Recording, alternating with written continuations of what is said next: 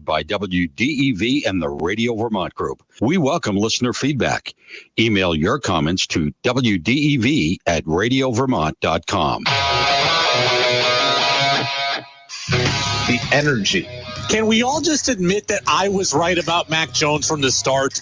He's good. He's not great. And they have made him worse by what they have done to him this year. The passion.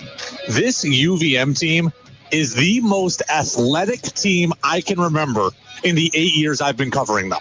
They're that fast. They're that quick. They're that bouncy. The opinions on all your favorite teams. Craig Breslow might be great, but he's got to start spending money. I think he's going to, but he better start soon. This is the Brady Farkas Show on WDEV AM, FM, and WDEVradio.com. What's up, everybody? Happy Tuesday. Brady Farkas Show, WDEV AM and FM, and WDEVradio.com. Full show. All 90 minutes up until 7 o'clock. A lot to get to in that time. UVM men's basketball's win against Yale. I was at postgame with John Becker on that win on Saturday. Got a lot of takeaways, kind of will take us through some other interesting Catamount talking points beyond just the game winner by TJ Long. We'll do that. On the women's side of things, they're 5-4, have won a couple of games in a row now. Emma Utterback will stop by for her every other week conversation at about 6:30. We got stuff on the Celtics losing in the in-season tournament. Why can't they play well in the third quarter? We'll talk about that. And we've got news from the Red Sox at the winter meetings also. Again, we do go up until 7 o'clock. I am here. Danny is here. Danny, Lego. 5, 4, 3, 2, 1. And here we go. 802-585-3026 is the text line number. You can get in there. My voice is a little hoarse today. Yesterday it was hoarse from the UVM men's basketball game on Saturday night. Today it's hoarse, Danny. I don't know if you ever get this, but like when you really work out hard and you haven't done it for a while and kind of the lungs are taking a little bit to kind of get back in things, I don't feel run down. I feel good, but like, my body has now done something it's not used to doing, so I feel like everything requires me to breathe a little heavier, and that's where I'm at today. I don't know if you feel that way ever, but I made the decision that I'm really going to start running again. And, I think everybody always says that, and the goal is like, okay, well, you say you're going to get in shape, you say you're going to eat better, now can you actually do it? So that's the next challenge for me. I'm going to try to do it. I still play basketball a lot, so I am active, but I need to, on non-basketball days, I need to get out and do things. I told you I don't believe in New Year's resolutions. I believe in doing things when you realize them. So I've realized it here recently. So I went out and I ran today, and it was kind of a, jog for a bit, run for a bit, walk for a little bit. So all in all, it was about 2 miles, nothing groundbreaking, but it was a good step for me. So Danny, are you a big runner? No, I hate running. I hate running too. But it's something that I feel like's got to be done. And I'm really mad. I'm mad at the pandemic. And I think everybody's mad at the pandemic for various reasons. But I was in such a good workout routine, and I was feeling really, really good pre-COVID, like best shape of my life kind of stuff. And, I was going to Orange Theory Fitness with Jess up in Burlington 2-3 times a week. And I was playing basketball too. So like I was in really good shape. But at that point, now we're talking now almost 4 years ago, right? So I was 30, and I had been working out there 2-3 times a week since I was 27. So like I built up a good base there, and I felt really good. And then COVID hits March 2020, and everything shuts down, certainly by the end of March 2020. So the gym was closed, right? Orange Theory was closed for several months, not a full year at this point, I don't remember. And I tried to a degree of, to do it myself, right? But look, at the time the show was on, got done at 7 o'clock. So you're done at 7, you're home at 7:30. And yes, it's getting lighter later, or at that point it's staying lighter later. But by the time you get home, it's 8 o'clock at night. It's hard to do things. So I tried to start running around. I was running around Essex Junction for a while, but it's like, can I do this every single day? And then I tried to do some at-home workouts and things like that, but we lived in an apartment on the top floor. It's like I can't really be jumping and running and moving all around, going to knock things off the walls, disrupt the neighbors. And then all of a sudden, by that point, you're all of a sudden it's 3 months into COVID and you're kind of way out of your routine. And then for me, it's been downhill ever since. I mean, I'm still tall and thin. I don't feel like I'm massively out of shape. I haven't gained a whole lot of weight or anything, but I just don't feel like I want to feel. So today was the day I really kind of got back into it beyond just playing basketball. But my voice is a little hoarse because of just the lungs had to work a little bit extra today. So you can get in 802-585-3026. That is the text line. Texters are a bunch of texters are already getting in saying, I will trade Mac and Bailey Zappi for Jake Browning. Jake Browning is the quarterback of the Bengals yesterday. And Ross is the texter who says that, and he says it kind of tongue in cheek, I assume. But I was thinking to myself yesterday also as I watched Monday Night Football. Danny, did you watch it last night, or you were watching the Celtics? Yeah, I watched the Celtics, and then I watched like a little bit of that game. All right, so I watched more of Monday Night Football than the Celtics, but I watched more than enough of the Celtics to have discernible takeaways on that, which we'll get to in the 6 o'clock hour. But I was watching that game, and Jake Browning is going up and down the field on a Jaguars team that, if they had won that game, was going to be in the number one spot in the AFC playoffs. That's a good Jaguars team. They're not great, but they're good. And Jake Browning was going up and down the field, and I started thinking to myself, why can other teams do this? Right? Other teams are playing with backup quarterbacks. Other teams are playing with lesser talented quarterbacks than I think Mac has. Again, I don't think Mac is great, but at his best, Mac has talent more so than we've seen, right? He's regressed with the Patriots. I'm like, why is Gardner Minshew able to score 30 points and win? The Colts are 7-5 now, right? I saw the Colts get beat by the Patriots last year like 34-3. And look horrific. And Gardner Minshew waltzes up and down the field against Tennessee, and they win the game. And Jake Browning's doing it. And I'm trying to think, like, why can other teams figure this out and the Patriots can't? And Danny, I think there are a few reasons for it. One, Jamar Chase. Yes, that's number one, right? I look at the Bengals and they have elite talent, right? If Jake Browning was playing here, I think he'd look a lot closer to Mac Jones and Bailey Zappi than he looked last night, right? Simply put. So when Ross says, I'd rather have Jake Browning, well, no, you'd rather have Jake Browning in the situation that Jake Browning is in. I would argue if Mac Jones were in Jake Browning's situation, Mac Jones would have an opportunity to look pretty good as well, right? You look at that Bengals team. We're talking about 3 elite wide receivers there. We're talking about Tyler Boyd, Jamar Chase, and T. Higgins, all of which were healthy last night. We're talking about an offensive-minded head coach in Zach Taylor, which I think is a good situation. We're talking about Joe Burrow, who was on the sideline with Browning, kind of walking him through things, which Mac and Zappi certainly don't have somebody of that caliber here walking them through things. And then I look around the rest of the league, and I think to myself, I look at Minshew, and that's the one that kind of sticks out to me. I'm like, why is he able to do it? Now, the Colts have Jonathan Taylor. They've had Jonathan Taylor. He's hurt now. They have Michael Pittman's really good. Michael Pittman is good. The Colts, though, are certainly closer to the Patriots than the Bengals are, but yet the Colts had the advantage of playing in a bad division. So I'm not making an excuse for Mac and Zappi. I just want to point out that just because you see other, we think, average to below average quarterbacks doing well other places doesn't mean it would happen here. If Gardner Minshew was playing with these Patriots, he might look like the guy who was released from Jacksonville and the guy who couldn't stick it in Philly. Browning might certainly look like a guy who hadn't played for several years because he hasn't been good enough to get on the field. So the Patriots quarterback situation is bad. And in fact, it's really bad. Their whole team situation is bad. But just because other guys are doing well in their situations doesn't mean that they do well here. The Patriots need, Danny, a complete overhaul, right? They need a complete overhaul.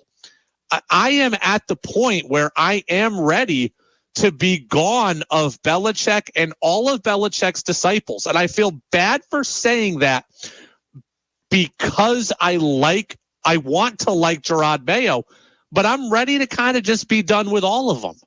And I just think this organization needs a total house cleaning. I respect all that Belichick has done, and I appreciate, obviously, all that Belichick has done. He's given us all countless memories, and he deserves to go into the Patriots Hall of Fame, and he deserves to go into the Pro Football Hall of Fame, and he deserves a statue built out front alongside Tom Brady. He deserves all of that. But I'm ready for a fresh start. Now, I could probably live with Gerard Mayo being the head guy as long as everybody else was different. But by and large, I need a cleansing of what this organization is and has been. I don't know that I don't think Bill O'Brien's horrible. I think Bill O'Brien's playing with the deck stacked against him. I'm ready to be done with him too. I need the next Kyle Shanahan, the next Sean McVay, the next Zach Taylor. I need an offense that can play with speed, an offense that can play with innovation. You know what I was thinking about, Danny? Really? We don't see a lot of any of the other things that good offenses are running around the league. We don't see it a lot in Foxborough. We have seen more motion recently in the last couple of weeks. We did see the Tyquan Thornton end around the other day, which worked. So I'm not saying there's nothing there, but I'm watching the Rams play Cleveland the other day, and I've watched the Rams play the Seahawks enough time to just think like the things that McVay does, we're not seeing here. I'm watching the 49ers, and yes, they have elite talent, but the things that they're doing formationally, we're not seeing here. The things that we see, I watch Miami play, and it's like this guy's in motion, that guy's in motion. We got short motion. We got the wide receiver who's in the slot just kind of motioning out even further towards the sideline. None of that happens here. They're not talented. They're not imaginative. The Patriots offense is stale and boring. And it's stale and boring because of who is playing in it, and then to a degree probably who's calling it as well. This is not all Bill O'Brien's fault, and I'm kind of getting rid of him because I just need, I think, to clear house almost completely. I would like my next head coach to not be a guy who's been associated with the Patriots. If it ends up being Mayo, I will live with it. But I can't have Mayo keeping on all the Patriots former staffers for the most part. All the guy, I don't want Joe Judge here anymore. I need a breath of fresh air. I need an organizational cleansing because the offense is not good enough. The team is not good enough. And it's been frustrating to watch, and we've watched it all year long. I need a quarterback who has mobility. I need a wide receiver that has big play ability, and I need a team that invests in the offensive line so that the thing can work. Is that going to be a one-year fix? No, it's probably not. The Patriots have too much work to do and too much ground to make up. But can it be a 2-year fix? Yes, it can. And anybody who tells you it can't be done is just trying to let the team off the hook.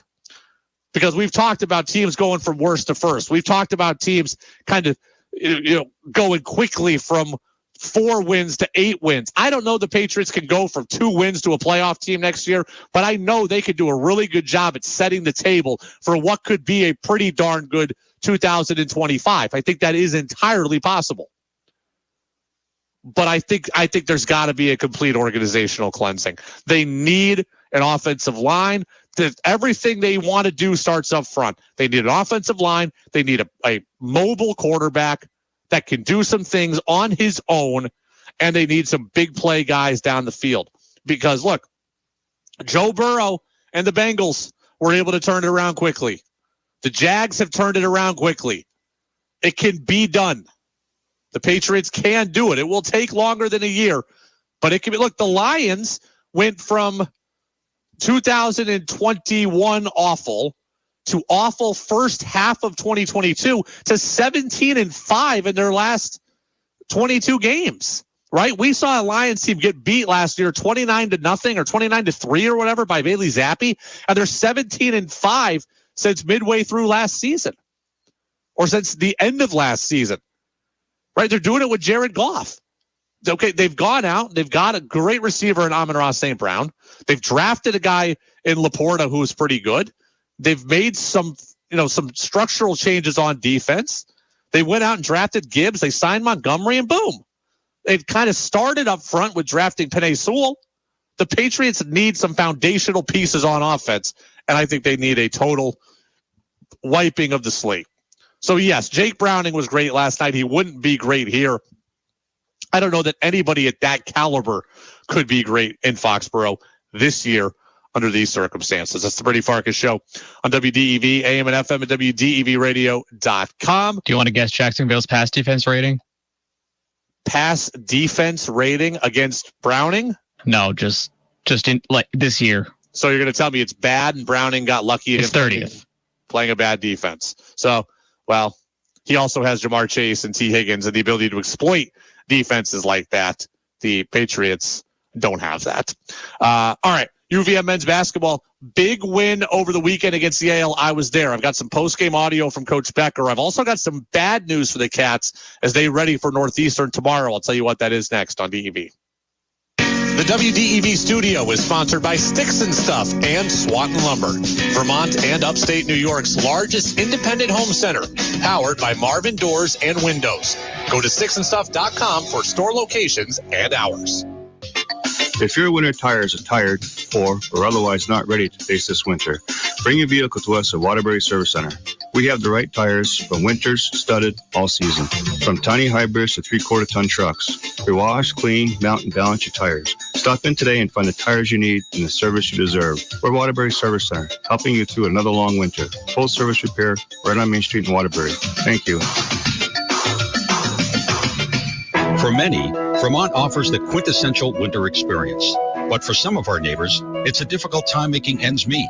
The Radio Vermont Group is pleased to once again partner with Capstone Community Action to help our neighbors in need have fuel and food this winter. And we're once again asking for your generosity.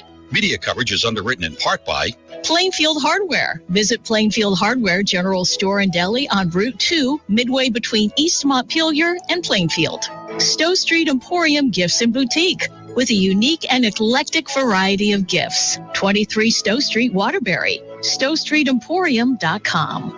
Morse Farm Maple Sugar Works. Amazing gift baskets shipped anywhere. Open daily from 10 to 5 on 1168 County Road, Montpelier. MorseFarm.com. Inklings Children's Books. 106 Mad River Green, Waitsfield. the Radio Vermont Group urges you to help fuel your neighbors this winter. Go to WDEVradio.com to learn more. And go to fuelyourneighbors.org to donate today. The world is a constantly changing place, and being informed has never been more important. This is Steve Kathan. WDEV, Vermont's news station, and CBS provide you with up-to-the-minute news and information. Whether it's top and bottom of the hour news, breaking news, or special events, if Vermonters need to know, you can trust that WDEV and CBS will inform you. WDEV, keeping an eye on Vermont, while CBS keeps an eye on the world. Make your opinion heard by texting onto the Brady Farkas Show at 802-585-3026. Now it's back to the Brady Farkas Show on WDEV AM, FM, and WDEVradio.com. Welcome back in, Brady Farkas Show right here on WDEV, AM and FM at WDEVradio.com. UVM men's basketball beats Yale in that crazy game. TJ Long with the banked-in three near the buzzer, hits the and one free throw to win the game, complete the great comeback. UVM, as a result, is now 7-2. They're going to take on Northeastern tomorrow. That game's going to be on the road. Cats will be back home on Saturday for a game against Colgate. That's Saturday afternoon at 2. So 3 games here inside a week. It's still going to be a tough stretch here for UVM, and it very well may be tougher than that, too, because it looks like Shamir Bogues and Matt Veretto are both not going to play tomorrow. That's not official, but John Becker said he's going to prepare as if both guys will not be around. So Shamir Bogues, who's the transfer in from Tarleton State, he injured his ankle, and it looked pretty good. Well, it looked pretty bad. I said it looked like he hurt it pretty good on Saturday night towards the end of the game. He was barely walking, hardly putting any pressure on it. So Bogues left the game. Has been dealing with some ankle stuff. They may just sit him down in an effort to get him healthy here heading in towards the weekend, hopefully Saturday, or maybe even sit him down longer than that. I'm not sure. I don't want to speculate, but Becker said, I'm going to prepare as if he's not going to play. Also, he said, it looks like Matt Veretto won't play tomorrow. Veretto, the sharpshooter, got hit in the eye the other day against Yale.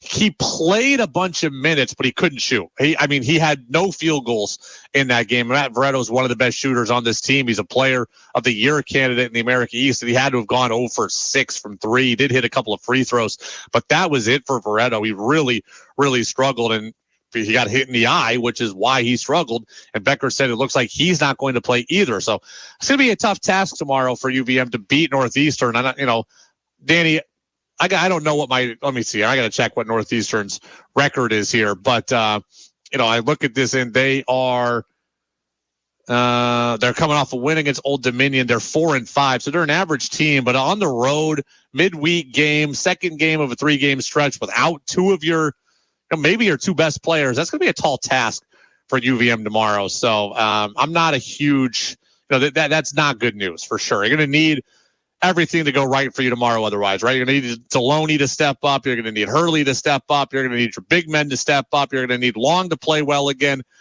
You're going to have to find some other guys to go to battle with tomorrow if both Bogues and Veretto cannot play. I mentioned the big man or the big men. I told you last week that I was starting to like the grouping that UVM has, right? They don't have a standout big man, right? They don't have Ryan Davis. They don't have Anthony Lamb. They don't have Ethan O'Day. They have a group of guys, though, that are starting to figure out how to do the job in kind of concert with one another. Nick Fiorillo's back healthy, Iliri Iofalia, and then Sam Alamutu, who is, as John Becker called him, he's a power forward in a shooting guard's body. So they've figured out this grouping, how to kind of play bigger than they are. Well, now, based on what we saw Saturday night, they have shown the potential to be a factor offensively. And especially tomorrow, if Veretto and Bogues are out, they're going to need this grouping to step up. I got to tell you, Danny, I was very, very impressed with what we saw out of Iliri Iofalia and Nick Fiorillo on Saturday night. And I know you were traveling to get ready for the Patriots game, so you really didn't get a chance to watch it. But Fiorillo, for me, had two of the biggest plays in this game, right? It was 44-44 at one point in the second half.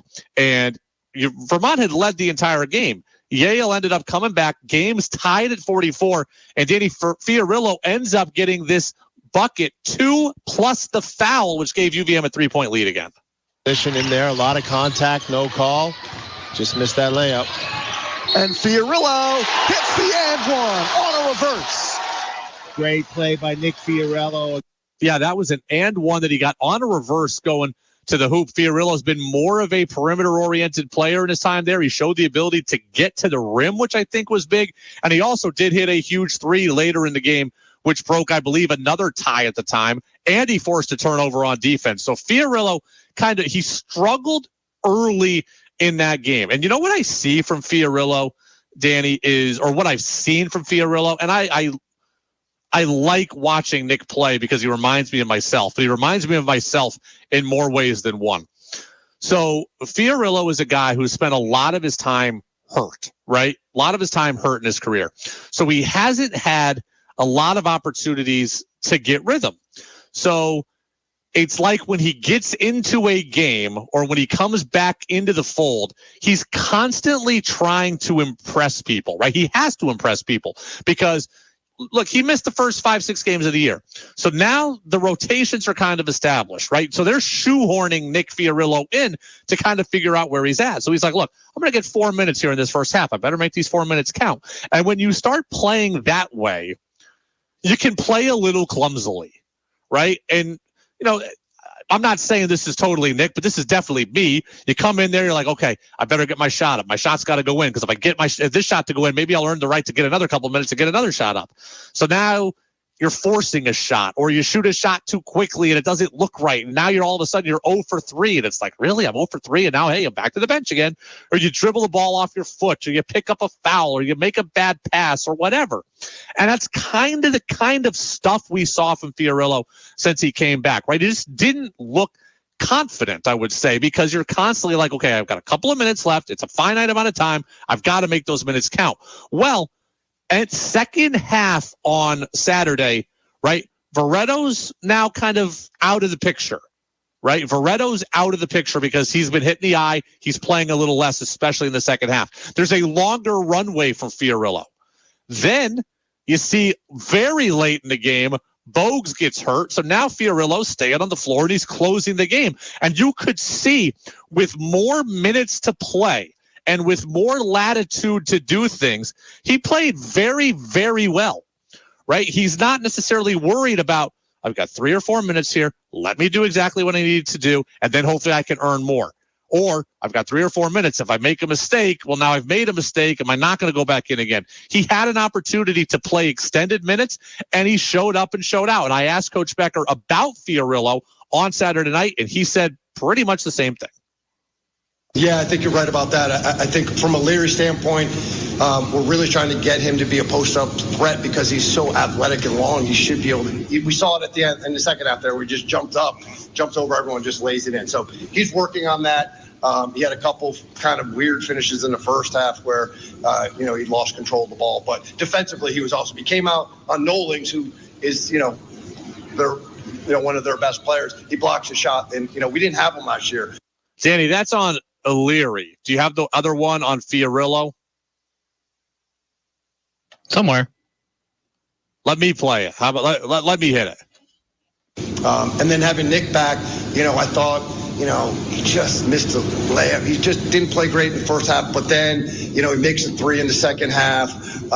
And then you start to see the confidence come back a little bit. And then the ball's moving. And so he's the guy, when Shamir's not in there, probably have to have Nick in there because, then they whip that post up. He whips it cross court for long for that 3, and so, I think he kind of found something there in the second half. We rode with him. Yeah, rode with him. There you go. Like I said, extended minutes, and he's able to play well. You heard the first cut there, which was Becker talking about O'Leary. I also saw good stuff out of him. He is so unbelievably athletic, but there's a difference between being athletic and having a great feel for the game. And I felt like last year when I watched O'Leary Iofalia, I was watching an athlete. And I expected this year to see more of a basketball player. And it didn't happen quite right at the beginning of the season, but I really saw that on Saturday night. I felt like I was watching a basketball player who was feeling things, right? Defensively, he's always been good because you can use your athleticism to react. But offensively, I thought he really started to become a presence. And Becker talked about him becoming kind of a back-to-the-basket guy.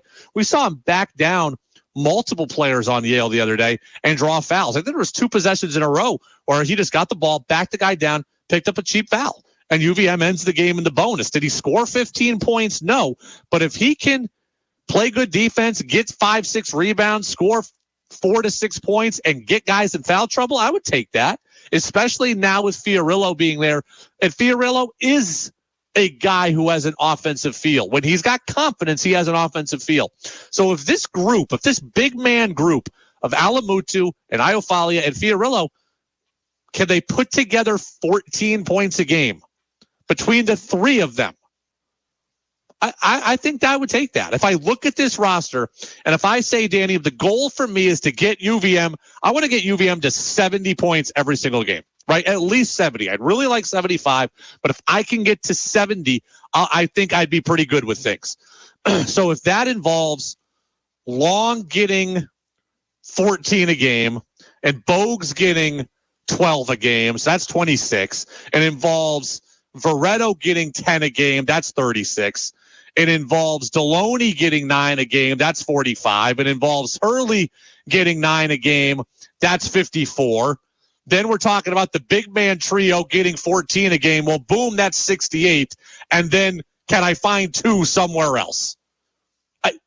That sounds pretty good to me, Danny. It's hard to kind of get things evenly distributed that way, but I'd absolutely take that scoring breakdown if UVM had it. And I think they have the ability. They have guys that can put up those kind of numbers. And this big man trio, or this acting big man trio, I like what they did on Saturday night. I hope it's the start of continued success. They're going to need them tomorrow if they're going to beat Northeastern without Bogues and without Veretto in all likelihood. It's the Brady Farkas Show on WDEV, AM and FM, WDEVradio.com. Celtics out of the in-season tournament. Do you care? We'll talk about that next here on WDEV, AM and FM, WDEVradio.com, and always streaming for free on the WDEV radio app. This is WDEV. Vermont's news station, owned and operated by the Radio Vermont Group. From the top of Sugarbush at 96.1 FM, WDEV Warren and Waitsfield. In Barrie at 96.5. In Montpelier at 98.3. Along with our founding station, AM 550 WDEV Waterbury, Montpelier. Streaming at WDEVradio.com. 92 years of serving Vermont. The friendly pioneer, WDEV. This is CBS News on the Hour, presented by Indeed.com. I'm Monica Ricks. Israel says it's been trying to give Palestinian civilians a heads up to get out as it pushes deeper into southern Gaza. CBS's Natalie Brand reports. Israeli defense forces say they are trying to mitigate harm to civilians. And try and make movements and ask for people to move in order to minimize harm to these civilians. But many Palestinians say they have no place to go, no supplies, and constantly fear bombardment. We are living between life and death, this mother cries. We may die at any moment. Evacuation warnings have mostly come as digital QR codes. CBS News has reviewed a new joint bulletin from the Justice Department and Homeland Security that warns terror groups could use the war in Gaza to call for violence in the U.S. this holiday season. FBI Director Christopher Wray made a similar statement today on Capitol Hill. While there may have been times over the years where individual threats could have been higher here or there than where they might be right now, I've never seen a time where all the threats, or so many of the threats, are all elevated all at exactly the same time. He says the FBI is working around the clock to identify and stop any potential attacks. All in favor, say aye. Aye. Opposed, no. Alabama Republican Senator Tommy Tuberville cleared the way today for more than 400 military promotions that have been stalled on Capitol Hill for months. Majority Leader Chuck Schumer. Thank God these military officers will now get the promotions they so rightfully earned. Tuberville had been protesting the Pentagon's abortion policies. The ATF's going through remains of a home in Virginia that blew up last night after a man fired at officers. Special Agent in Charge, Craig Kemali. We now have canines, bomb techs from both field divisions and fire arson experts on scene. We will be here for the duration, providing assistance with our partners to determine a cause and origin. A new law in New York will require cosmetology students to learn how to style textured hair. For people who wear styles including various wave patterns or afros, the Professional Beauty Association says this is a huge step in advancing hair inclusivity. Many women of color have dealt with long-standing bias if they don't wear their hair chemically straightened, as well as a lack of expertise at some salons. The law takes effect in about 6 months. Allison Keyes, CBS News. And it'll be another little while before Stephen Colbert comes back to work. The Late Show host canceled another week of shows after having his appendix removed. He posted on Threads that he's just listening to doctor's advice. This is CBS News. You don't need a job platform, you need a hiring partner. Indeed lets you schedule and conduct virtual interviews all from one place. Start at Indeed.com/credits. Hurry and check off your list for the holidays with 50% off everything for a limited time. Only at your nearest Banana Republic factory store. Wrap up Luxe gifting favorites. Plus must-haves for yourself now through December 11th. Jim Gaffigan here with some more Straight Talk. Let's take a moment to appreciate our sweet children, loving grandparents, and eternal soulmates. Now let's use them to save money on wireless. Because with the Straight Talk Silver Plan, you get 4 lines for just $25 a month with unlimited data and no contracts. So add those human pawns, loved ones, and save money. Thanks, kids. It's finally worth it. Straight Talk Wireless, available at Walmart. Get 4 lines on Silver Unlimited for $25 per line per month, plus taxes and fees. For data management practices and additional terms, visit straighttalk.com.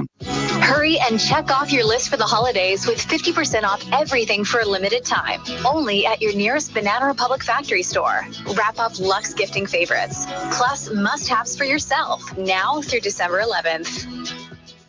Attention families, this holiday season, give a gift of education to the kids and get a tax credit for yourself. Celebrate a child in your life by saving for their college or training. Vermont's 529 Savings Plan, sponsored by VSAC, is the only plan that qualifies for a 10% Vermont income tax credit on contributions. Open or add to an account by December 31st to maximize your credit. Get started at vsac.org/save. That's vsac.org/save. Local businesses advertise with WDEV because they get results. I've been advertising on WDEV for a number of years now. It's been a really great spot for me to get my name out. We're an excellent partner for our advertising dollars. We jumped at the opportunity and we're so pleased we did. We have experienced incredible results. Interested in advertising on WDEV? Contact us at WDEV@radiovermont.com. Want Brady to hear your opinion on the sports stories of the day? Text in at 802-585-3026. Now it's back to the Brady Farkas Show on WDEV AM, FM, and WDEVradio.com.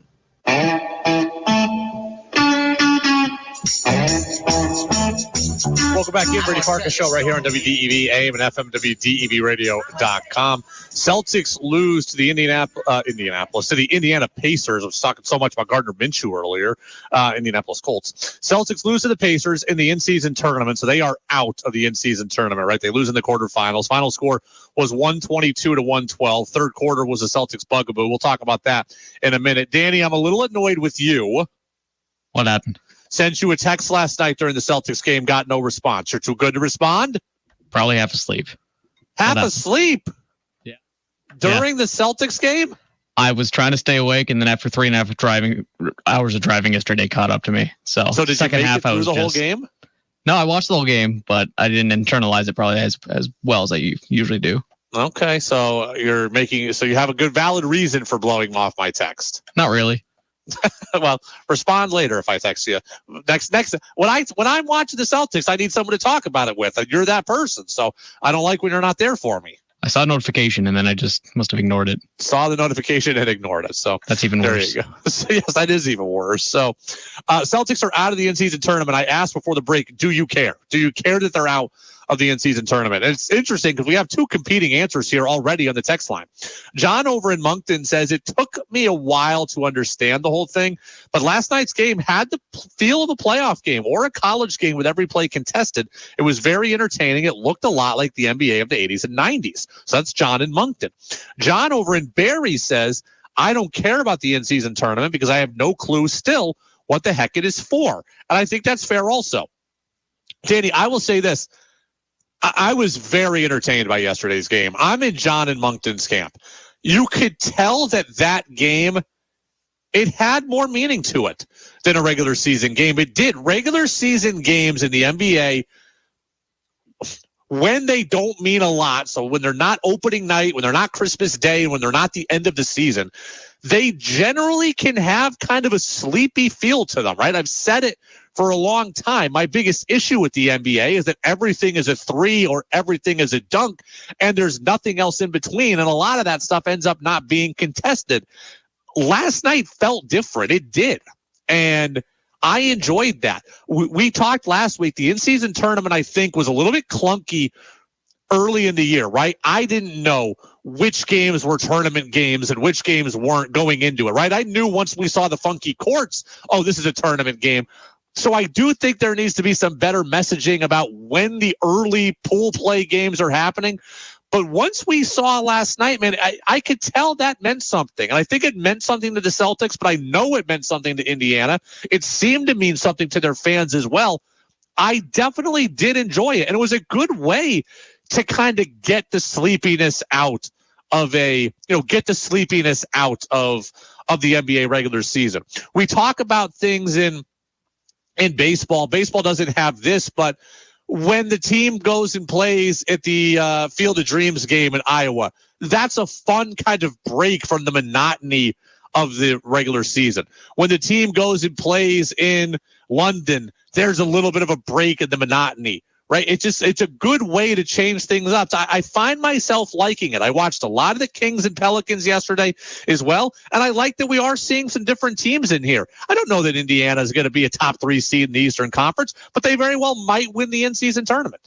I don't know that the Pelicans at 12-10 or whatever are going to be a great team. I don't even know if they'll make the Western Conference playoffs, but I know that Zion stays healthy. I knew that I got to see Zion in prime time yesterday, which I don't always get to see. And I saw Brandon Ingram play great yesterday for New Orleans. And the world got to see De'Aaron Fox, who's great as well for the Kings. So I like that the tournament has kind of opened us up to this, right? It's not just the Knicks and on all the time. It's not just the Lakers. We are seeing some different teams. So I ask you, so do I care the Celtics are out? Yes, because I enjoyed watching basketball games that were played that way. Do I care ultimately that they're not going to win the in-season cup? No, not particularly. This team has far bigger goals than that. So I don't think that it matters. But I, as a fan, am disappointed that they're out because I enjoyed watching that brand of basketball. We are going to go back to sleepy three-point fest for a while now, and we're not going to have things that are played with that energy consistently again until April or so. So, yes, I care that they're out, but I acknowledge it's not that big a deal. Where do you stand on it, Danny? Yeah, Pacers played like a team that really cared about it because look at how they were. I mean, the pace of the game was crazy. The Celtics were comparatively the sleepy team out there. You know, it was funny. I saw people debating like how much the in-season tournament means, right? Like how much does it mean to teams? I think it means something to everybody because they're playing for a monetary prize, right? They're playing for $500,000. And that might not be a lot to Jason Tatum or Jaylen Brown, but that is a lot to Luke Cornett, and that is a lot to Sam Hauser and these other guys that aren't making a lot of money. And then there's certainly that version of those guys on every single team. $500,000 is probably more than some guy's salary on sitting on somebody's bench for one of these teams. So they care because there's a monetary component to it, and I think everybody wants to win that. I think they care because they're just competitive. So if you tell them they're playing for something, I think they would be excited. But I really did feel like Indiana cared, to your point, Danny. And I look at it and I think the Celtics cared, but they have bigger fish to fry. Like they know that this isn't that big a deal for them, right? They know they're going to the playoffs. They know that they've been to the playoffs before. They've made a deep run in the playoffs before, and they have a sole goal of winning the NBA Finals. Indiana, this may be as good as it gets for them. And while I don't think they're looking at it that way, I think young teams like Indiana, like New Orleans, like Sacramento, I think they're looking at it as like, this can help establish us. This can help vault us forward. And we can use this as a stepping stone. And we can use this as something that's going to vault us into the national consciousness. So I do think it means more to certain teams than it does to the Celtics, but I do think it means something to everybody. I look at like college basketball tournaments, right? Early season. Does winning the Maui Invitational, does it matter that much to Kansas? Probably not. They'd like to win, but their biggest goal is, hey, we want to win the Big 12, we want to get a number 1 seed, we want to win the national championship, right? That's our goal. Winning the Maui tournament might mean a whole lot to a team that is, Syracuse, projected to finish in the middle of the ACC. That might be something they can really use. And I feel like this is the same way. I think that New Orleans appeared to care deeply about it yesterday. I think Indiana cared deeply about it yesterday. And some people will say, well, pathetic on you. We got bigger goals. You got to start somewhere. You want to build culture. You want to build winning habits. You want to play some games in some pressurized environments and get better at it. I think the in-season tournament is good for that. So I am excited to watch, Knicks and Bucks a little bit tonight. I'll probably watch a little bit of Lakers Suns. I have a little less interest in those teams because I see them all the time. They're on constantly. Bucks are on a lot too. So are the Knicks. I have a little less interest in tonight than I did yesterday. But I'm going to make sure that I watch some, and I'll absolutely watch the semifinals, which I believe are Friday, and the championship, which is Sunday. So I all in all, Danny, I've liked it. I think this also for the Pacers was motivating by losing by 50 last time they played the Celtics. That has to do something to them. Yeah, you're probably right. Celtics scored like 155 or whatever. Yeah. Last time they played Indiana, and they did kill them. They did beat them by 50. So I'm sure that matters too. I think Nesmith played really hard yesterday. And I think you could tell he was wired up for this game. Anytime you're going against your buddies, your old team, a team that traded you, I think there's an inherent excitement to it. I also think, Danny, we talked about it kind of preseason, like the Pacers were kind of an afterthought to me. They're going to be interesting all year long. Are they going to win 45 games? They may not. But I look at Buddy Hield, I look at Tyrese Halliburton, I look at McConnell, who came off the bench and did some nice things yesterday. Like, they have a more interesting team than I gave them credit for at the beginning of the season. As I look at it right now, Indiana's sitting in the 6th spot, so they absolutely can be a playoff team. I think they're inherently more fun to watch than Miami is. I'm surprised to see them ahead of Cleveland in the standings, but they certainly could be a team that can be frisky come playoff time because of their ability to score, and they're certainly excitable. So I enjoyed watching Indiana yesterday also. Yeah, Halliburton's averaging 27 and 11. So he's got the funkiest looking shot in the NBA. Yeah, and it works for him. He's shooting probably 40% from three. Like, I don't do a lot of early season NBA standings checks. Like, I care where the Celtics are, and hey, the Celtics have still the best record in the Eastern Conference, so that's great. Like, that's what I ultimately care about. But to see that Orlando right now is sitting in the 2nd spot and has won 9 of 10 in the Eastern Conference, that's amazing to me. Is it going to last? I have no idea. Do I think they're better than Milwaukee or Philly? No, I don't. But the fact that through 20 games, Orlando, through a quarter of the season, is sitting here in 2nd place, but that's interesting to see. I haven't given Orlando a whole lot of thought. I thought of them as a bottom feeder, and here they are, anything but early on, Danny. And apparently they're doing it with defense. They have like the 2nd best defense rating in the league so far. So that is surprising. So all in all, I'm a fan of the in-season tournament. What I'm not a fan of is the Celtics not playing well in the 3rd quarter. And Danny, this has become a recurring theme for this team. It's become a problem for this team. Let me pull up the text. This is the text I sent you that you ignored yesterday, but this was a 3rd quarter stat here I wanted to bring to your attention. Celtics were outscored yesterday 37-23 in the 3rd quarter. They've been bad in the 3rd quarter all year. They're 29th in the NBA in offensive rating in the 3rd quarter. They're 30th in field goal percentage. They're 26th in 3-point percentage. The 3rd quarter has been a bugaboo for a while. And my first gut is that in some of these games, the Celtics have been up so big that they've taken their foot off the gas. That's what's happened in the past. But that can't explain last night. We just talked about how last night meant something. And the Celtics knew that last night meant something. And they came out and they still allowed themselves to get blitzed and play poorly and give up 37 points. That shouldn't happen. I will excuse you a little bit. As much as I wished you'd have a killer instinct, I will excuse you a little bit when you go into halftime up 77-45. And then all of a sudden you kind of sleepwalk through the first 6 minutes of the 3rd quarter. That I can understand.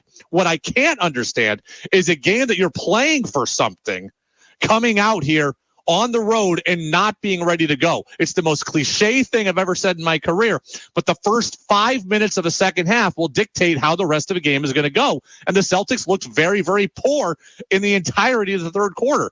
And if we're talking about a team that we want to win the finals, I know the finals is different than the in-season tournament, but last night meant something, and you allowed yourself to fall into those habits anyways, and that is worrisome, Danny. Yeah, they went from up 7 at halftime to down 7 at the end of the 3rd. So somewhere in there, like, things fell apart. Too many turnovers, like the coach was saying, but yeah, just not good enough. Now, the thing they didn't get a lot of yesterday was anything from Drew Holiday, right? We talk about kind of where this team is going, or what this team needs, rather. So Porzingis didn't play yesterday. That's inherently a big loss. We understand that. But they got 2 points from Al Horford. They got 9 points from Drew Holiday. That's not good enough. Now, it's hard for me to complain too much because they still scored 112.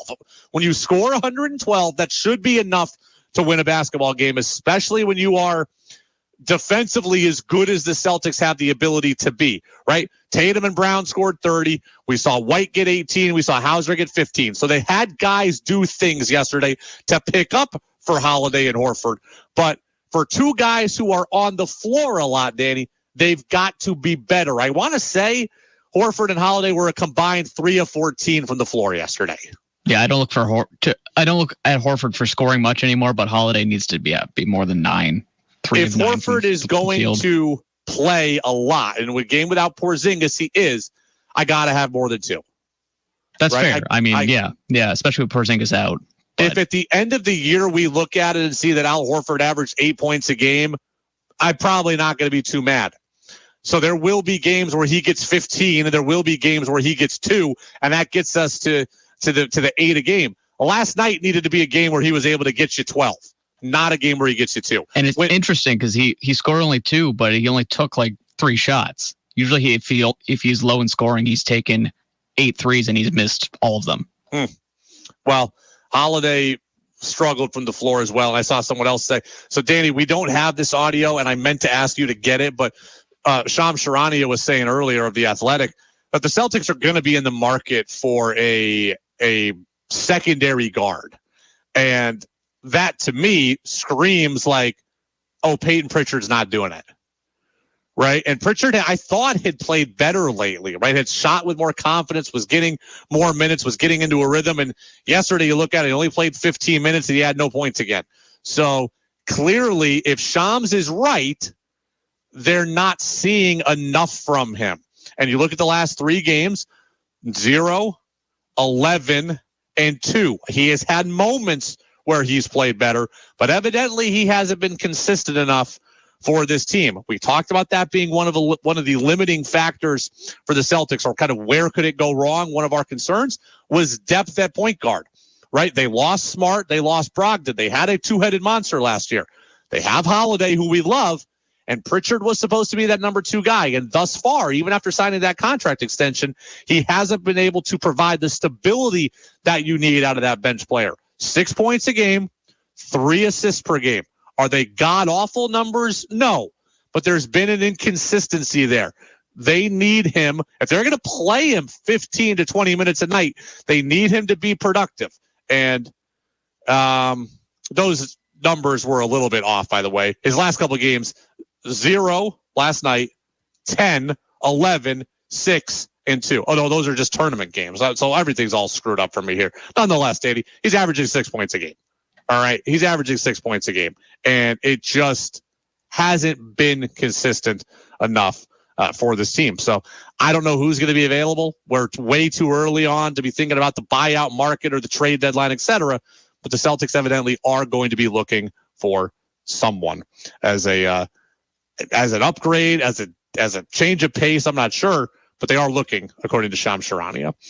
Text line 802-585-3026. Peter over in Plattsburgh, I do care about the tournament, but I care more about the fact the Celtics can't tighten the screws and protect the lead. They lose focus and can't afford to do that in games that count. And Danny, also kind of to what we were just talking about, part of the reason why I didn't have a problem with point differential being a tie-breaking factor in this tournament, and I said this, was like, you look at that game against Chicago last week, right? They needed to win by 22 points in order to advance in the tournament. They kept their foot on the gas. Like, they showed the ability to do that. When the game mattered, they showed the ability to chomp down, to clamp down, and finish. I was hoping to see that same thing last night, and we did. Now, Indiana's better than Chicago. Indiana didn't just lie down like Chicago did to a degree, but we saw just last week this team have the ability to finish, and they couldn't do it yesterday, which made it disappointing again. Did you see Buddy Hield actually took a shot at the end where point differential actually doesn't matter anymore once you're in the quarterfinals, semifinals? Well, I knew it didn't matter anymore. I didn't pay much attention. But it did count. And there was no fight, so it doesn't matter. So, between Hield and Halliburton, they've got some good big man or some good guard play on that team. And, again, props to Indiana. Again, they took it seriously and they cared. Peter and Williston, John and Moncton again. Third quarter was a big letdown. Talked about it with a coworker. Nice to have this popular enough to have others beside myself watching it, meaning the tournament kind of bringing awareness to the NBA. When I was growing up, the NBA was must-see TV. Sunday on national TV for my kids was big. We watched more than just our favorite teams, so I'm glad other people are interested in this. I do think people are interested. Once people got it, and it took me a little while as well, I think people have been interested in it. Kind of like, look, I think about it like other things, like the World Baseball Classic, right? Not everybody in March knew that the World Baseball Classic was going on. I look forward to the World Baseball Classic because I'm a diehard baseball fan. And I can tell you which major leaguers are on the rosters and who's turned down and who's pulled out and who's gotten asked. I can do that. I don't think, Danny, that you are someone that books your March calendar around the World Baseball Classic. You may not even realize that it's on. But when you realize at the end that it's USA and Japan, and that Mike Trout and Shohei Ohtani did battle for the bottom of the ninth inning, I can imagine you sitting there saying, damn, even I should have watched that. Like, I kind of look at this. I did watch it, I believe. Right. So, like, I think people can kind of look at this the same way, where you may not be conscious of it at first, but as the tournament goes on and as things happen and excitement builds and you realize what's possible, you start to get into it. There will be people who are into the NBA in-season tournament from day one, just like I'm into the World Baseball Classic from day one. There will be people that kind of catch on in the knockout round, like a lot of you do for the World Baseball Classic. But either way, people are talking about the NBA here in early December. And Danny, I don't remember doing that much in my career, right? My career the whole time has been like, okay, opening day, what do we expect to happen? What are we looking for on opening night?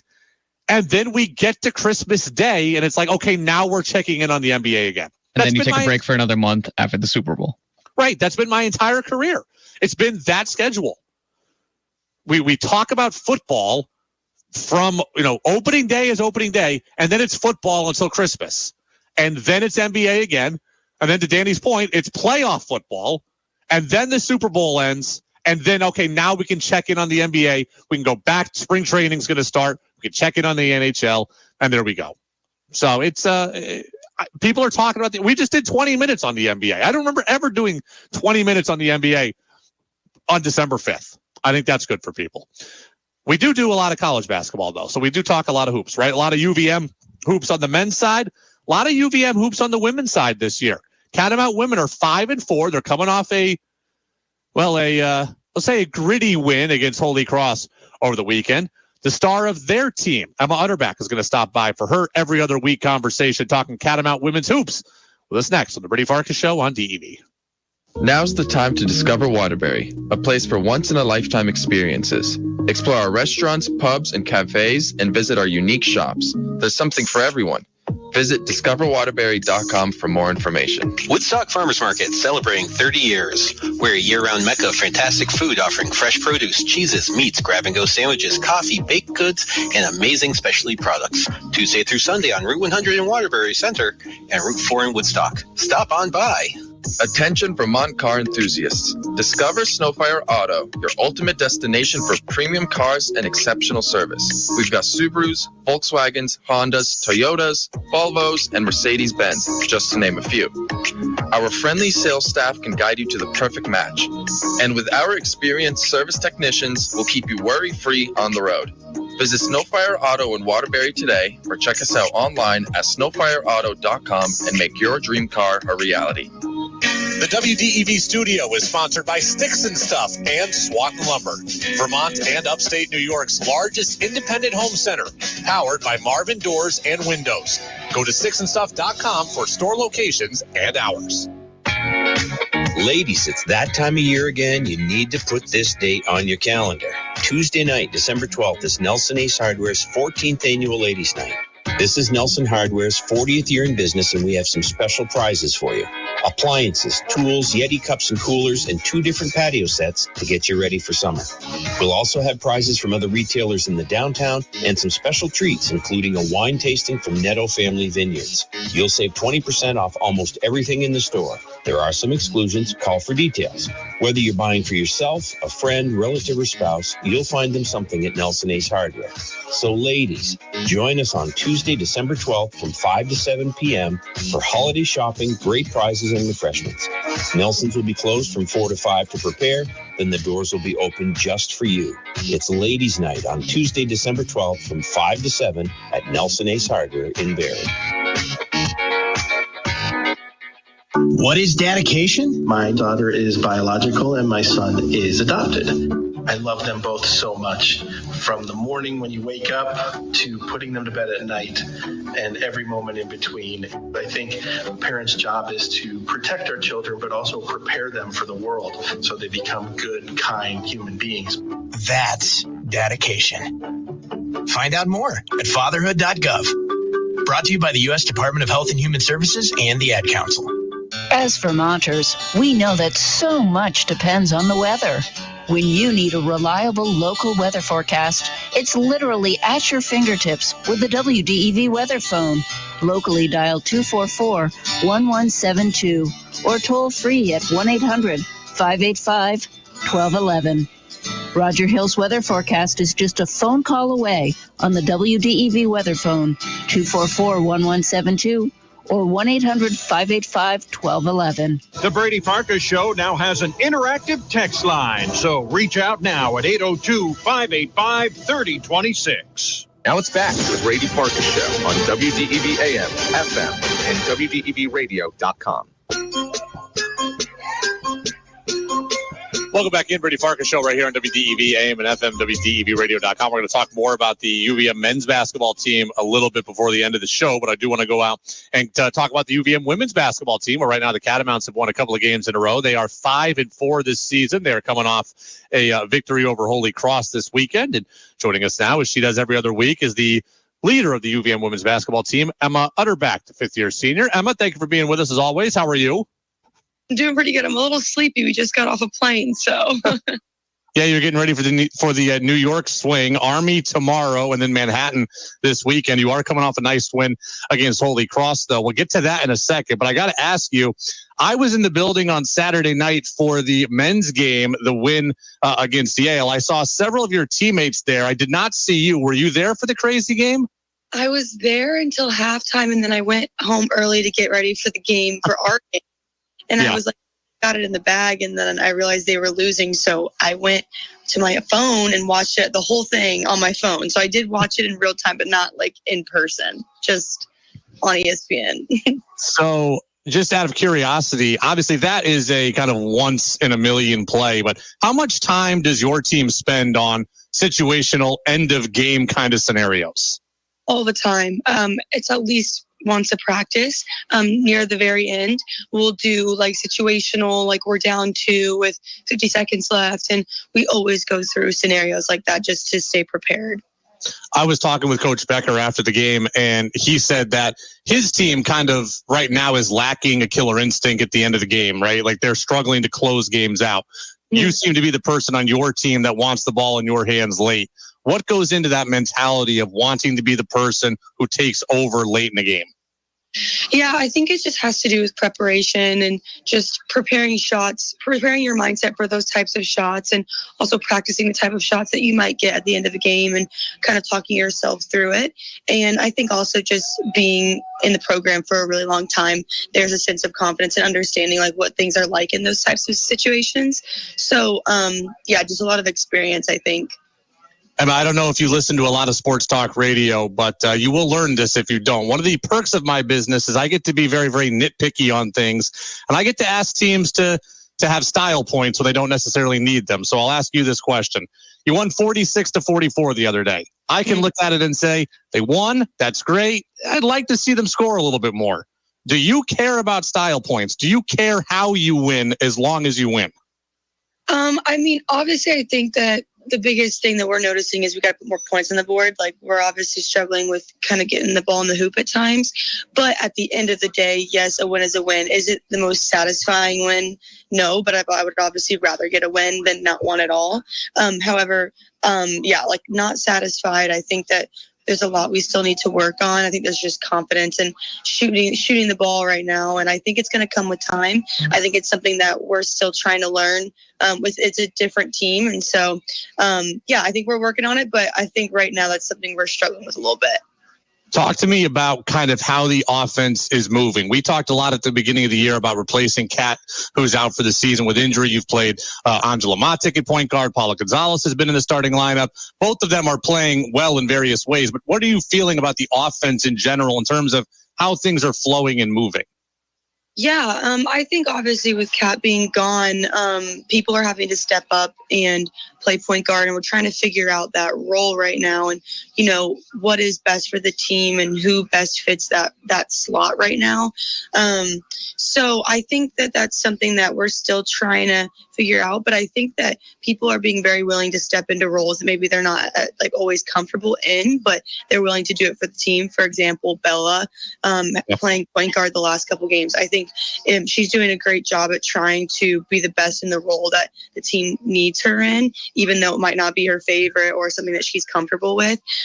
So you kind of give a lot of props to teammates like that. And it's really respectable on my end, just seeing that she's willing to do whatever she can for the team. So, yeah. Emma Utterback joining us from the UVM women's basketball team here on the Brady Farkas Show on WDEV AM and FM and WDEVradio.com. I have made note of this on social media. I believe you have only scored 60 points once this season. On the flip side of that, your defense has been outstanding this season. So what is working for your team defensively? I think defensively, we are really understanding what Cress wants and what her defensive structure looks like. We practice it every single day, a lot of the time practice. So I think that just with a lot of those reps, we're having a lot more confidence and trust in one another. And obviously, we know between all of us that it's not where we want to be. But I do think that we're understanding tendencies of teams. We're studying what they do really well. The coaches are preparing us really well for these games also. So, and obviously we can see that, it's showing as well. So, I mean, obviously we have some improvement, but I think we're doing a really good job. Since we last spoke, your team had the Thanksgiving tournament, the Gulf Coast Showcase. Tough weekend down there in which you went 0-3. But in that first game, you nearly pulled the upset on number 18, North Carolina. You had them by double digits in the fourth quarter. What happened down the stretch? Oh, gosh, that's a really frustrating game because I think that we played really good basketball. I don't want to talk too much on the reffing situation. I'm going to let that one slide. Obviously, I think that part is out of our control, but I think just trying not to foul at the very end of the game, and when things aren't going your way, still trying to find a way to win. And I think that we were up the entire game into the last couple minutes, so I think that we worked our butts off, and there were some things that didn't go our way, and I think there's things that we can learn from it for sure, and maybe just hitting tougher shots at the very end with pressure. I think that's something that we talked about earlier that that North Carolina game showed. Did that game take a lot out of your team, kind of mentally, physically, emotionally? Like, did that carry over to the next 2 days? Because I don't know that those two teams you lost to are better than you per se. Did that Friday game take a lot out of you? I think that we had definitely a moral victory knowing that we could have won that game. But obviously playing that many games in such a short amount of time, there is a lot of exhaustion. And obviously there's a lot of frustration with the fact that we could have won that game. It could have been a huge upset, but we didn't really pull it through. So I would say, yeah. And I also think that early in the season, we're still trying to, like I said earlier, we're still trying to figure out some stuff like the point guard responsibility and handling pressure and knocking down shots. So I think there's still some things that, internally we're trying to figure out, that it wasn't really the other team. Like you said, I think we're just as good, if not better. But I think we kind of shot ourselves in the foot at times. But I do think even in these last couple of games, we've learned from those mistakes. You're going to play Army tomorrow. That game is a weird 5:00 start time. We've talked a little bit about the idea of routine before. Is it weird playing a game at 5:00? A little bit. I mean, we've done it before, and obviously in my now 5 years here, there's definitely been several 5:00 games. They all add up, but maybe for the younger girls, it'll be a little bit different. But I think that everybody's kind of understanding what a college game is like, and so trying not to be so focused on the routine because non-conference is weird, like we've said before. So. How does this all work? We're getting down towards a stretch where, finals week is going to be coming up. The rest of campus is going to be clearing out at some point here soon to go home for winter break. So kind of what is this time like for you scheduling wise, trying to balance basketball, classes, et cetera? Yeah, it's a really hard time. And I think all basketball players, men's and women's, it's going to be a struggle these next couple of weeks right before Christmas. And then obviously we get that nice little break around Christmas time. But it's going to be a grind. I mean, it's going to be having to play while we're really tired. Some people are going to have to be staying up really late, doing their homework, studying for their finals. And then they're going to have to get up and try to perform at the exact same level that they have before. And it's really challenging. But I think that, as collegiate athletes, we're prepared for these moments and we just got to push through. Is it weird playing Army just in the sense like we all know what those kids are going through and what they're doing for the country? And I think there's always a level of respect and admiration for people who go to a military academy. Is it hard to play them knowing like, hey, I kind of admire you on one hand, but I got to beat you on the other hand? Yeah, it really is. That's a great question. I played Navy and now Army twice. Right, yeah. you have to give them a lot of respect. And even after the game, there's a lot of a lot of respect shared between the two teams. And, they do obviously a lot for our country and we really appreciate them. But also it's like, you got to get the job done. Like we have to beat you. But yeah, like you said, there is a lot of respect. All right, I'm not usually the fashion police, and I don't know if it's my TV or not, but what's going on with your uniforms? Are there different green uniforms? Because against Quinnipiac, I thought they were lighter green, and the other day I'm watching, I thought they were darker green. Is it the same uniform, or do we have two different ones? I know which one. Are you talking about the home game where we wore green jerseys? Yes. Those they were look darker. Yeah, we were given military-themed jerseys for our home game, and I think they were a little different color. Okay, so good. It wasn't just my TV set. Someone was trying to tell me I was wrong. I was like, no, they definitely look different than the one I saw before. And since we last spoke, you've adopted the sleeves look. What's going on with the long sleeves? Yeah, I definitely just like to change it up a little bit. I'll be switching them around. So I'm not sleeves, but it's getting a little cold in Burlington. So between your sleeves and Aaron Deloney's hair, I'm on constant figuring out who's doing what every time that we speak. So Emma, appreciate you and appreciate the time as always. Your team is 5-4. They're back on the floor tomorrow against Army. That is a 5:00 game. We will be updating the audience as it goes on live. So best of luck to you and the Cats, and we'll catch up again in 2 weeks. All right, thank you. Absolutely. Emma Utterback, UVM women's basketball star, with us here in the Brady Farkas show.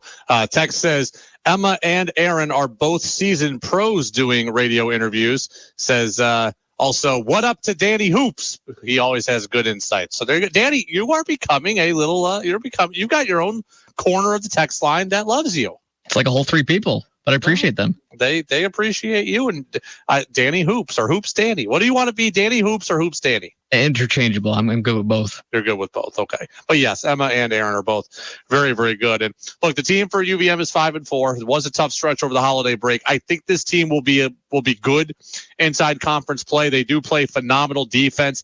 They've got to figure out the offense. And look, Emma says it, and that's exactly what I would say.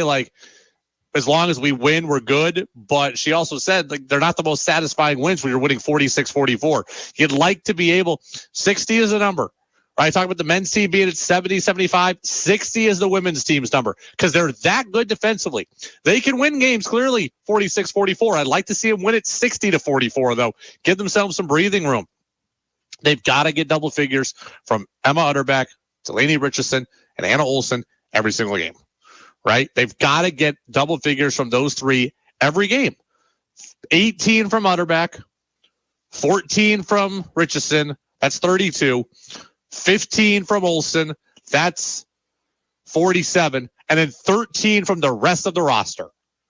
Right? I'm not asking for much from the rest of the roster, but they got to get between Bellavito and Paula Gonzalez and Angela Matek, they've got to get you those 13 points or so. They've got to get you that 13 points or so. So, as for the Catamount men, I do want to make one additional point here. I want to wrap up with something on the Red Sox over at the winter meetings. I have a Patriots-related topic I really do want to get to. I'll save that for tomorrow. But it was interesting, Danny. I was talking with an unnamed member of the media on Saturday, and we were talking about Sam Alamutu, right? Sam Alamutu is a player, high energy player for UVM, plays 20 minutes a night or so. At one point I think he going into that game was leading the team in rebounding. Really, really good player. And we were talking about him, and I said to this other media member, I said, and I've said this on this show before, it's like, he doesn't look at the hoop. Okay, he doesn't look at the hoop. And I was like, he's got to look at the basket. And I watched Sam Alamutu pretty thoroughly the other night. And every time he got the ball, he turned it out.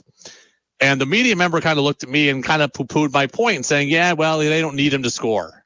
It's like, they may not need him to score, but they need him to be a threat to score. Right? They need him to be a threat to score. I don't care if he gets 10 points a game, but he's got to be willing to take a shot. Kind of like we talk about football, right? I don't necessarily need you to throw over the top 15 times a game, but I need you to do it once or twice to keep the defense honest. Sam Alamutu's got to look at the basket. This guy looked at me and kind of said, no, he's not a scorer. They don't need him. They just need him to do what he's doing. I asked John Becker about Sam Alamutu. I asked him, I said, does he remind you of Dre Wills, who's a guy who won Defensive Player of the Year for UVM a handful of years ago? Becker said yes, and listen to what he said. There is a similarity there, and we've always had that type of guy, you know. Robin was kind of like that, but like maybe a slightly different version. But having just a hard-nosed, tough guy that plays bigger than he is, can guard multiple positions, you know, makes winning plays, not great offensively, you know. I always said that Dre Wills was like a 6'2" power forward. Sammy's the same thing. Sammy's 6'3" power forward. And all offseason and into the season, I was like, we got to have that guy, that tough guy. We got to have that tough guy. He said sometimes it looks like he's not shooting, though, at times. Right? He said sometimes, Danny, I got to check. I think there is one more piece of audio where he went further on here. I will look and see if I can find it real quick. He went further on Alamutu and kind of his game. Yeah, here you go. Danny, go ahead and play the one that's right next to what you just played. Becker says exactly what I said. We need one of those guys to kind of merge, and Sammy got the opportunity. You know, you can see him. He looks like he's never looking at the basket. We got to change that a little bit. Stop it. You know, he got himself right there. He looks like he's never looking at the basket. So when someone tells me, "Oh, you can't play him," the head coach says what I said. I got to tell you, I don't know everything there is to know about sports. There's plenty of things I can learn, and a lot of you will know things about the Bruins that I don't know, and I have full admission of that. When it comes to the UVM basketball team, I feel like I got a pretty good handle on what's going on. So when I tell you that Alamutu needs to look like a threat, trust me when I tell you the head coach is saying the exact same thing. Brady You just heard it there. Brady Katz. You can call me Brady Katz if you want. Danny may know the Celtics ins and out better than me. So-and-so is going to know the Bruins ins and out better than me.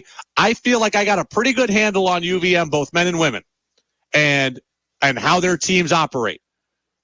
Alamutu needs to look to be a threat. Does he need to score 10 a game? No. Does he need to shoot when he's open? Yes. He is a specimen. Like, get to the basket, take some contact, and go and put a bucket in. If you're wide open for three, go ahead.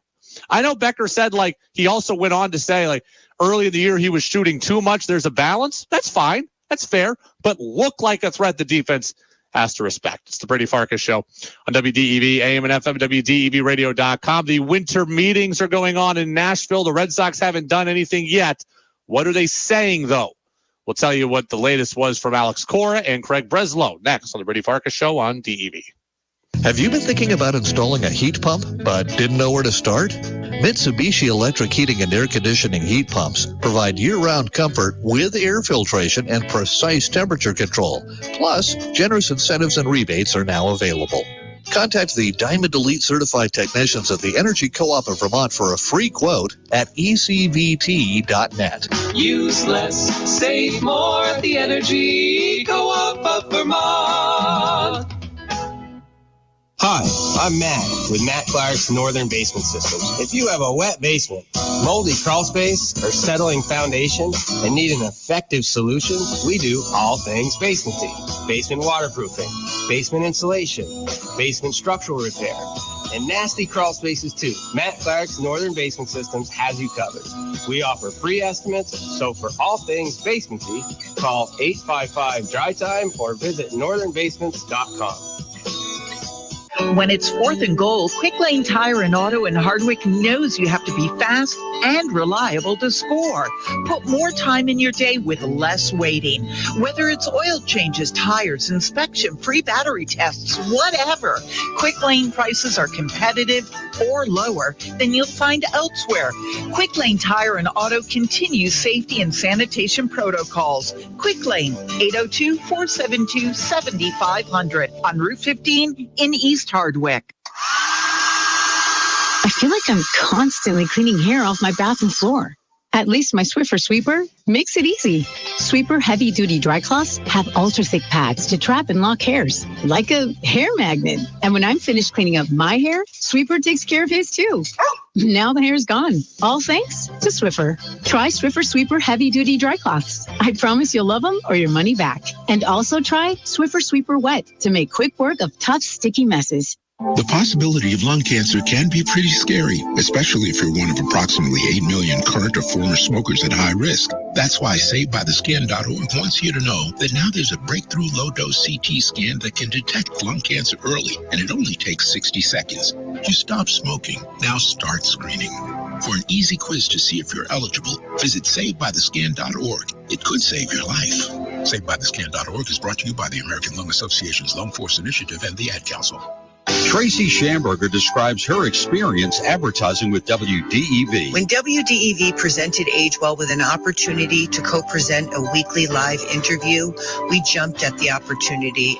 We see a direct increase in calls to our helpline because of our spot on WDEV, which is exactly what we had hoped for.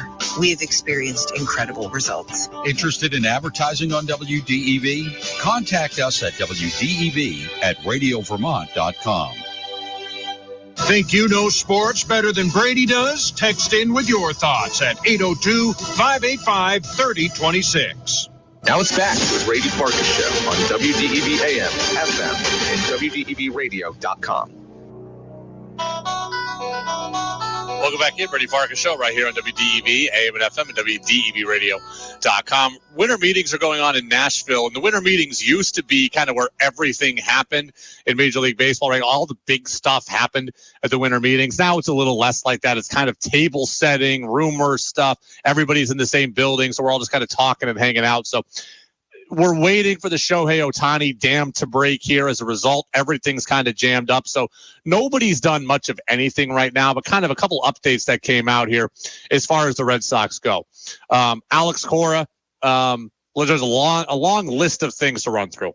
Alex Cora says he's comfortable with his contract situation. Cora is in the last year of his deal. If I were Cora, I'd be thrilled with my contract situation. We just saw the leverage that managers have, right? Craig Counsell left the Brewers, goes to manage the Cubs. He's getting $8 million a year. He's just completely reset the market for managers in baseball. So if the Red Sox don't want Alex Cora back after his contract, he's going to go get a whole lot more money somewhere else. I think Alex Cora is making like $3 million right now. I don't know why that number sticks out to me. He's making a whole lot less than $8 million. He's going to get a whole lot closer to $8 million from someone next offseason, whether it's the Red Sox or elsewhere. So, yes, he's comfortable with his contract situation because the market has just been totally redone for managers. Interestingly enough, he called Garrett Whitlock, Tanner Houck, and Josh Winkowski swing guys. This means he thinks they are guys that can start or can relieve. And that's different because Whitlock is a guy who we thought has been paid to be a starter. Now looks like maybe he could go back. Winkowski is a guy who excelled as a reliever. Well, now maybe he could get a chance to start again. And he said today also that basically Breslow has brought in some thoughts that maybe Winkowski can start also. So that's something to note there. We talk about the Red Sox needing pitching, and they do. Well, they've got what we think now is Sale, Bayo, and Pivetta. Any of those three guys potentially could be starters. Plus, we know about Cutter Crawford also. Talked about Ceddanne Rafaela having a chance to make the opening day roster. That's interesting. I kind of thought that Rafaela would make the roster, kind of guaranteed. I was more concerned about where he would play than if he would be on the team. Now it's not a guarantee that he will even be on the team. As we look at it right now, outfield situation is kind of jammed up. At this moment in time, you have Duran, you have Verdugo, you have Ref Snyder, you have Yoshida. So there's 4 outfielders. You got Wilyer Abreu in that mix as well. That's 5. Rafaela would be 6. So I understand that right now there's a log jam. I had assumed that maybe Rafaela could play second. I had also assumed that Verdugo is going to be gone. I'd also assumed that Yoshida is going to play a lot of DH, which would have opened up things for Rafaela. Maybe that stuff is not the case. Trevor Story is working on his bat speed. Could not hit the fastball last year. That's what Cora says he is working on. Red Sox reportedly have not closed the door on a return for Justin Turner. I believe that they have. Right? I think they like Justin Turner a lot. But Craig Breslow has said that basically short of having a Hall of Famer, he is not for having one guy play DH, and that's what Turner would be. So Shohei Ohtani, he'd be willing to compromise for and let Ohtani be the DH. They're not going to get Ohtani now by every report. So I think he's going to want the kind of open flow of the lineup spot at DH. So I don't think there's any room for Turner. As good as he was last year, I don't think there's any room for him. Cora said they're going to wait and see how the rest of the roster plays out before figuring out about Yoshida. So basically, if they do get rid of a bunch of outfielders, maybe Yoshida has to play more left. If they keep a bunch of outfielders, Yoshida can go play more DH. Tristan Casas will be the everyday first baseman. They're not going to sit him against lefties. And Cora also said he spoke with Aaron Boone recently, and Cora has a feeling that the Yankees are going to do something big. Well, Yoshinobu Yamamoto, the Japanese pitcher, Yankees are in on him. They're also in on a trade for Juan Soto, so would not shock me if big things happen with the Yankees, and that would be very, very tough for the Red Sox. Tomorrow, we're going to hear from Tom Caron, our Red Sox insider over at Nesson. I got to figure out exactly what time TC is going to join us. So, I don't know exactly what time TC is going to join us. It's going to depend kind of on what's happening for the day for him in Nashville. So we will get a word from TC. You'll hear a little bit from Freddie Coleman also. Thanks to Emma Utterback, the UVM women's basketball standout. You can find that interview on the Brady Farkas Show podcast channel on Apple Podcasts, Spotify, and at WDEVradio.com. Texter says, Brady, you are the Catamount Hoops whisperer. I don't know that I'm the whisperer. I just feel like I got a good handle on that. That's one of the, I think my handle on UVM is one of the better things that I have a handle on. So, appreciate the compliment, though. So, yeah, TC and Freddie tomorrow. I want to thank Danny as well for chipping in. Danny Hoops talking Celtics with us and engineering the program flawlessly as always. Jazz with George Thomas is coming up next. That's on from 7 o'clock until 9 o'clock. And then it's Eye on the World with John Batchelor. I will see you tomorrow. And again, I'll have the midday news service tomorrow. So Danny and I will be back again at noon and then at 4 with the afternoon news service. And then this show at 5:30. I'll see you tomorrow. Everybody drive safe out there. Stay safe. Stay warm. See you tomorrow on DEV. If you need wood pellets, Guy's Farm and Yard in Morrisville, Williston, Montpelier, and St. Albans